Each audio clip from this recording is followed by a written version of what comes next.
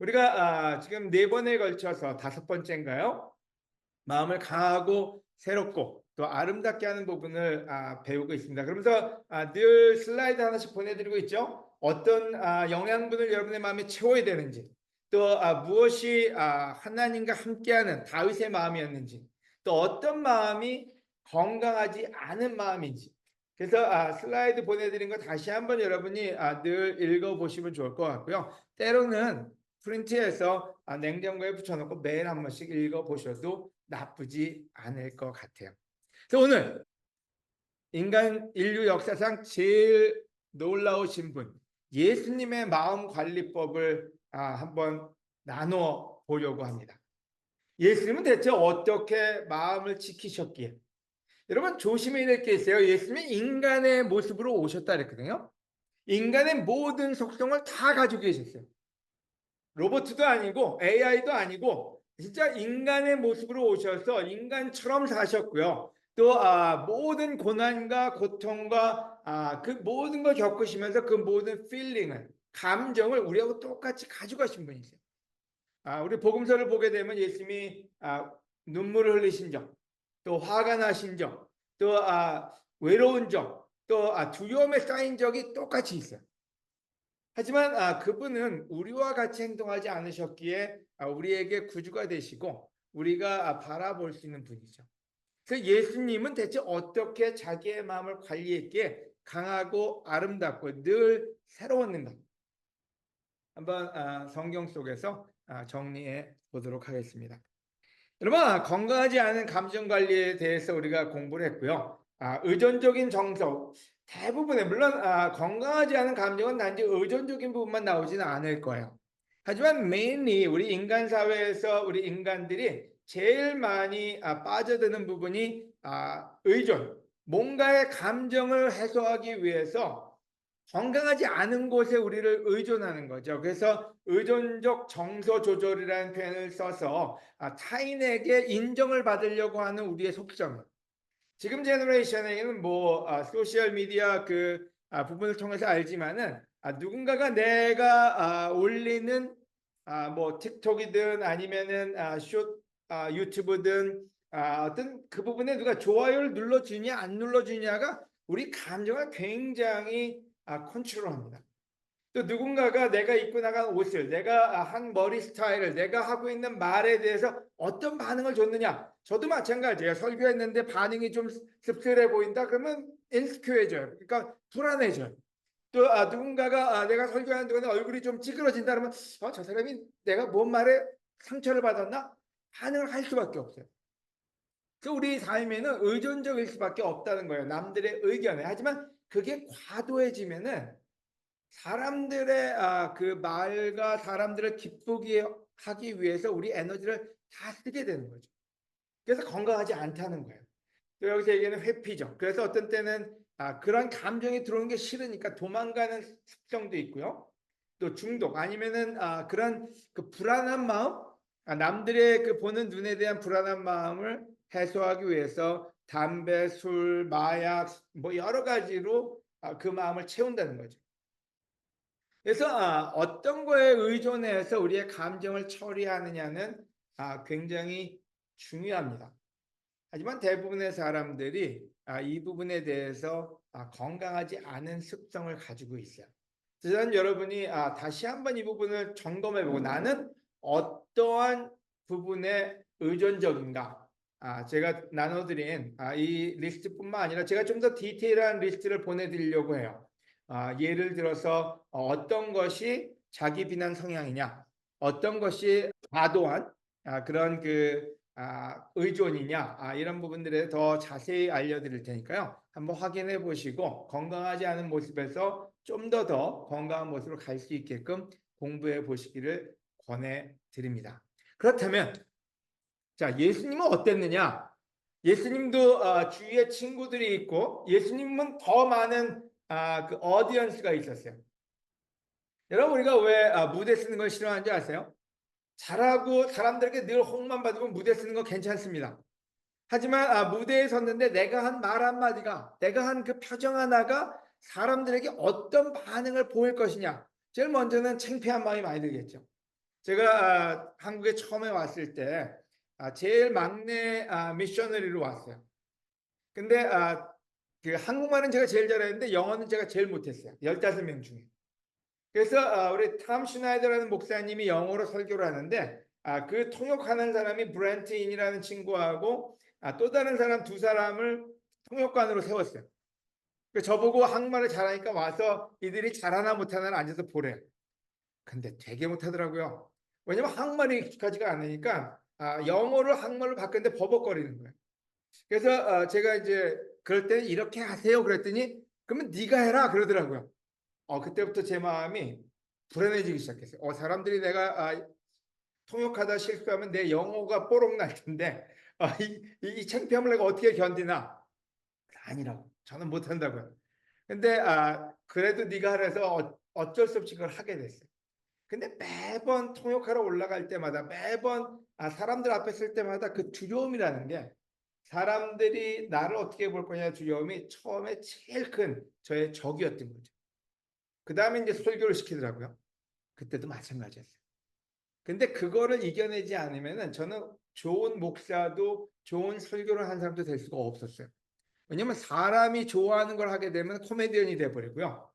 그 다음에 사람의 눈치를 보기 시작하면은 컨빅션 있게 하나님의 말씀을 전할 수가 없게 되기 때문에. 그래서 이 문제는 단지 여러분뿐만 아니라 목사들 모든 사람에게 관계된 문제예요. 여러분이 어디에 의존적이냐가 여러분을 어떤 사람으로 만들 거냐를 정하게 되기 때문에. 근데 예수님은 첫 번째 포인트에서 예수님은 하나님만 의존했다는 거예요. 근데 우리는 어떤 때 하나님만 빼고 다른 걸 다 의존해.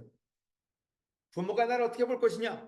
내 주위에 있는 사람이 나를 어떻게 볼 것이냐? 내 배우자가 나를 어떻게 볼 것이냐? 내 멤버들이 어떻게 볼 거냐? 내 직장 상사가 나를 어떻게 볼 거냐? 여기에는 굉장히 포커스가 돼 있어요. 근데 하나님이 나를 어떻게 볼 거냐 별로 관여치 않을 때가 있어요. 왜냐면 하나님이 안 보이니까요. 근데 예수님은 놀라울 정도로 하나님만 의존했다는 거예요. 제가 성경에서 저에게 도움되는 가장 베스트 성경 구절 10개 중에 하나를 뽑으려면은 이 구절일 거예요. 요한복음 2장 23절에서 25절. 제가 목사, 목회, 선교사의 역할을 하면서 제 마음에 항상 어려울 때마다 들어왔던 구절이 이 구절이에요. 요한복음 2장 23절에서 25절 제가 읽도록 하겠습니다. 예수님이 6월절 기간에 예루살렘에 계실 때 그분이 행하시는 기적을 보고 많은 사람들이 예수님을 믿었다. 그거 얼마나 좋은 일이에요. 그러나 예수님은 모든 사람을 알고 계셨기 때문에 자신을 그들에게 맡기지 않으셨습니다. 사람의 속뜻을 아셨기 때문에 어떤 사람에 대해서 누구의 설명을 들으실 필요도 없었다. 여러분, 이 구절은 예수님이 만약에 비난받을 때 했다면 좀 다른 스토리가 될 거예요. 예수님이 많은 사람들이 믿고 따를 때였어요. 그러니까 예수님을 왕으로 만들겠다. 예수님이 메시아다. 예수님이 로마를 정복할 수 있는 우리의 구세주다. 이렇게 믿음이 막 올라갈 때 예수님이 하신 말씀이에요. 사람들이 잘했을 때 우리는 사람한테 맡길 때가 있어요. 사람들이 막 잘 대해주고 칭찬해주고 막 그러면 그 사람한테 우리의 마음도 주고 우리를 맡겨버릴 때가 있어요. 근데 예수님은 그때 사람의 마음을 알고 계셨기 때문에 자신을 그들한테 의존하지 않으셨다. 이렇게 표현을 쓰고 있어요. 여러분, 주로 많은 사람들이 상처를 언제 받는지 아세요?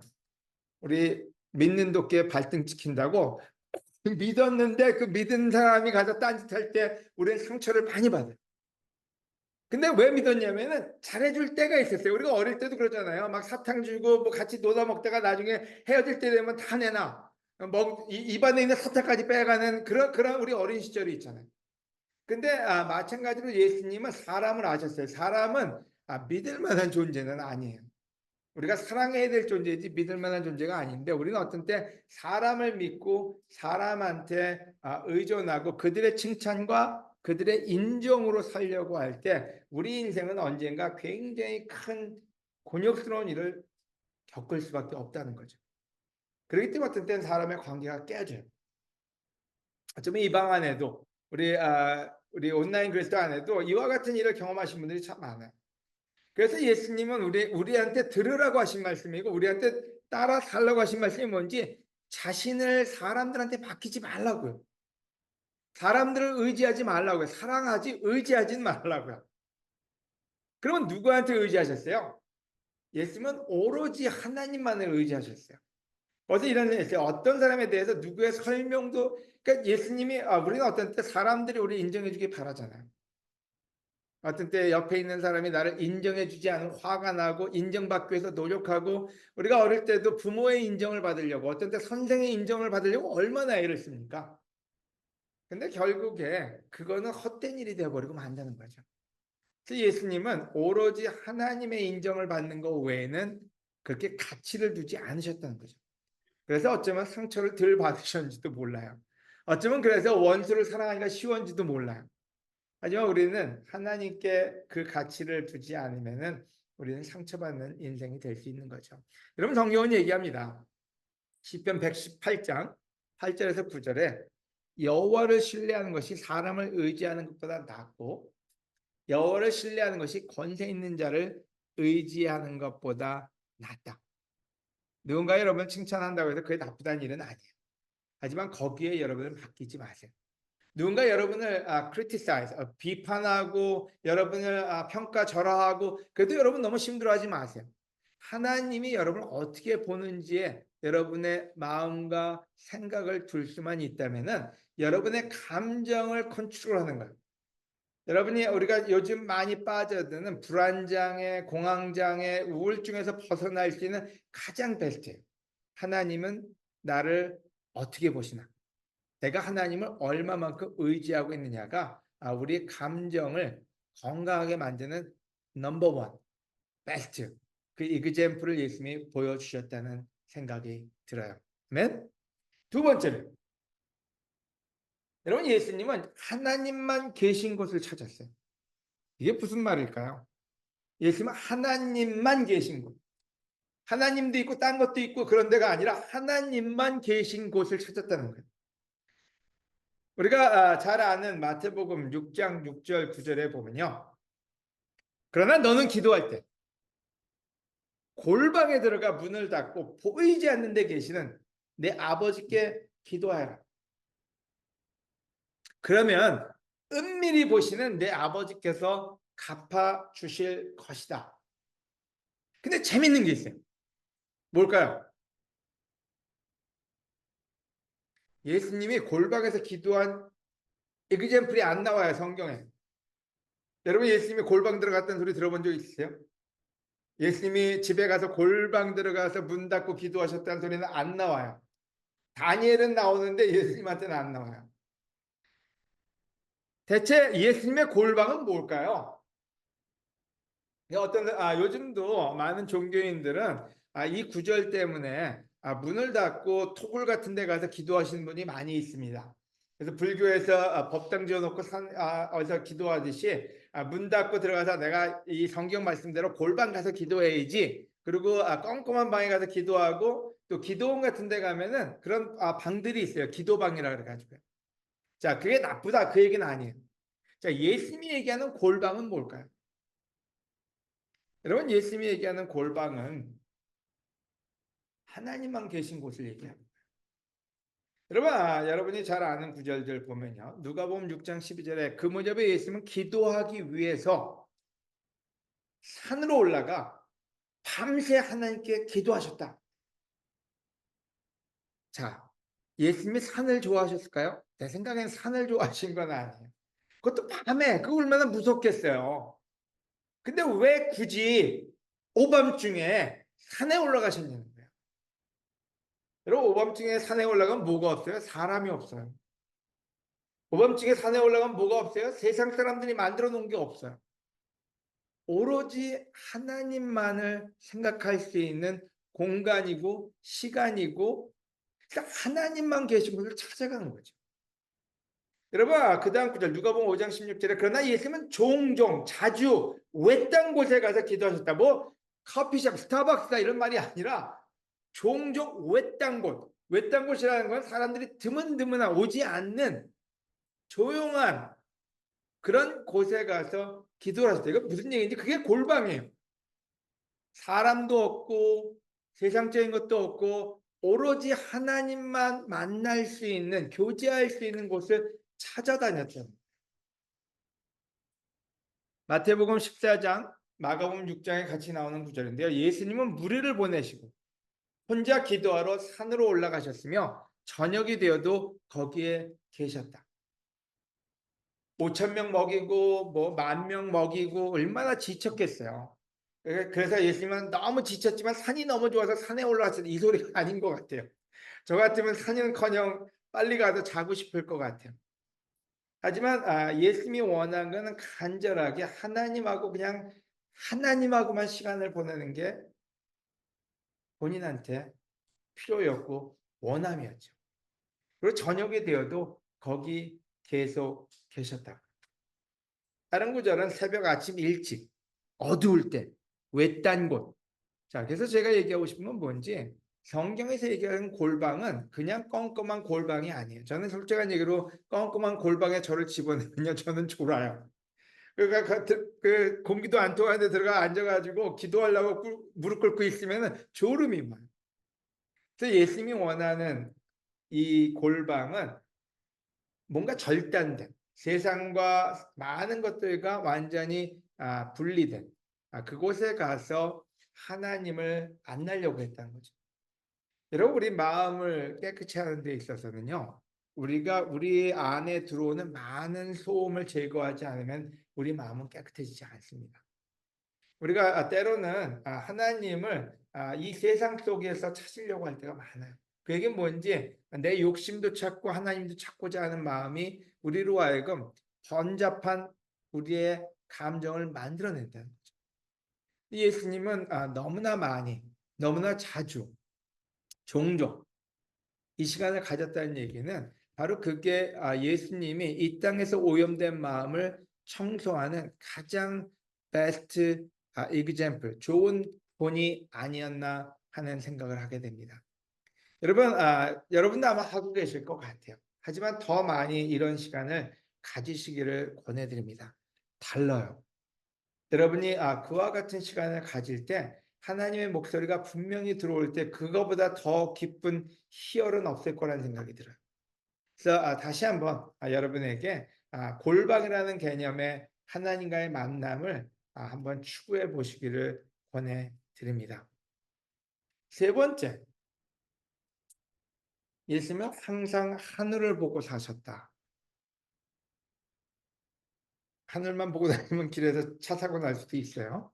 하지만 여러분, 이 말이 무슨 말인지 한번 잘 생각해 보시면 좋을 것 같아요. 다음 구절들을 보겠습니다. 마가복음 7장 34절에 그곳에 있으면 하늘을 우러러 한숨을 쉬시며 에바다 하고 외치셨다. 이것은 열려라는 뜻이었다. 여러분, 이 구절에서 의도적으로 이 표현을 썼습니다. 왜 이 제자들이 이렇게 썼느냐? 제자들이 예수님을 직접 보신 거예요. 근데 예수님이 기쁠 때가 아니라 이때는 답답할 때였어요. 진짜 너무 불쌍해 보였고, 그래서 여기서 보면은 한숨을 쉬시며라는 표현을 쓰고 있어요. 그리고 look up, 하늘을 쳐다보면서 열려라. 근데 그 다음 구절을 볼까요? 요한복음 11장 41절인데요. 사람들이 돌을 옮겨 놓자 예수님은 하늘을 우러러 이렇게 말씀하셨다. 아버지, 내 말을 들어주신 것을 감사합니다. 죽은 나자로를 살릴 때의 일이죠. 여러분, 진짜 누군가 죽어서 또 예수님의 마음이 굉장히 눈물을 흘릴 정도로 슬프다 그러셨거든요.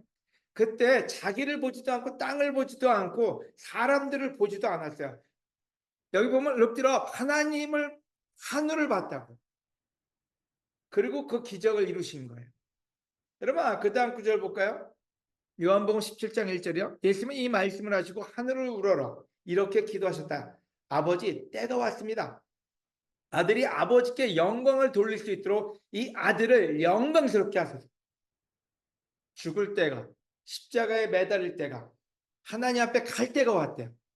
그때 마음이 얼마나 힘드니까. 여러분 이 앞에 있는 구절들을 보면요, 다 굉장히 어려운 시간들이에요.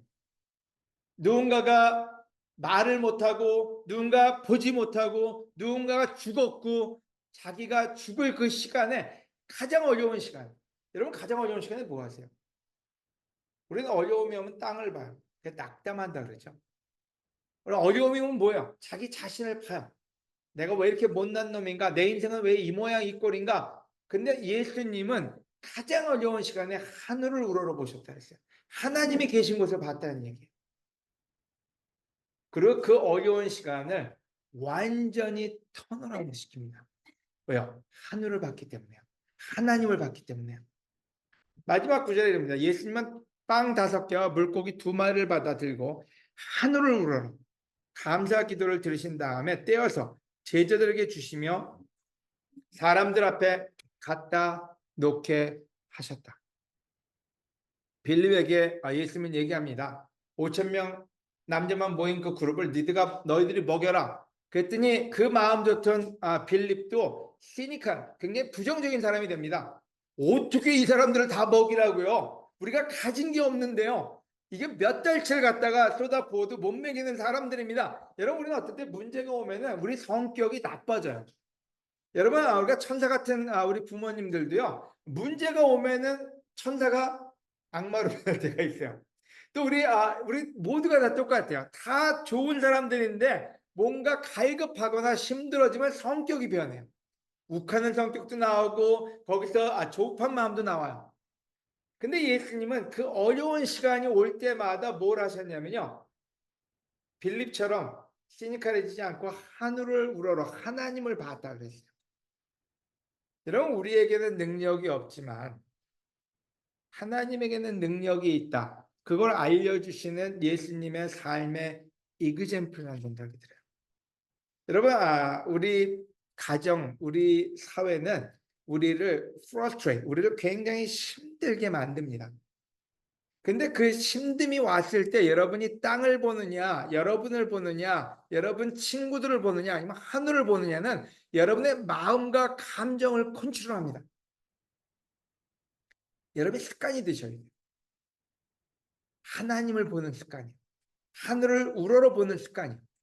그때 여러분의 마음은 예수님의 마음처럼 넓고 크고 놀랍게 평안을 유지할 수 있다고 예수님이 보여주신다는 생각이 들어요. 그래서 오늘 예수님에 대한 얘기를 합니다. 여러분 골로새서 3장 1절에서 2절에 바로 그 모습을 보고 난 다음에 얘기했어요. 그러므로 여러분이 그리스도와 함께 다시 살리심을 받았으면, 여러분이 크리스찬이면, 여러분이 제자면 위에 있는 것을 찾으십시오. 거기에는 그리스도께서 하나님의 오른편에 앉아 계시는 곳입니다. 여러분은 하늘에 있는 것을 생각하고 땅에 있는 것을 생각하지 마십시오. 놀랍게도 예수님이 한 그 라이프를 제자들은 성경 구절에 늘 정의를 내려놓습니다. 예수님처럼 하늘에 있는 걸 생각하라고요. 하늘에 있는 것의 대표적인 넘버원은 하나님이시고요. 하나님의 능력이고요. 하나님의 천사들이고요. 하나님의 모든 은혜가 있는 것이 하늘. 하나님이 계신 것입니다. 예수님은 그와 같은 삶을 통해서 이 어려운 세상의 가장 위대한 미션, 참 인류의 모든 죄를 짊어지고 가는, 인류의 모든 문제를 해결하는 그 부분을 해결해내신 거죠. 그래서 저는 강하고 아름답고 우리가 새로운 마음을 만드는 가장 키포인트 3개를 성경에서 뽑는다면은 예수님처럼 사람을 의존하지 않고 하나님만 의존하는 그 태도예요. 두 번째로 하나님만 계신 곳을 찾아가는 그 스피릿이요. 이 혼탁한 세상에, 이 어려운 세상에 하나님만 만나기 위한 골방으로 가는, 산으로 가는, 바다로 가는 하나님만을 만나려는 그 노력이요. 세 번째로 어려운 일이 왔을 때 자기 배꼽을 보거나 어려운 일이 왔을 때 땅을 내려다보거나 어려운 일이 왔을 때 주위에 있는 사람을 탓하는 게 아니라 하나님을 우러러 볼 수 있는 그 스피릿을 여러분이 배우고 또 여러분 삶에 프랙티스 해보고 또 그게 여러분의 마음을 지키기를 간절히 원하면서 오늘 레슨을 마치도록 하겠습니다. 기도하고 같이 우리 성찬하시겠습니다.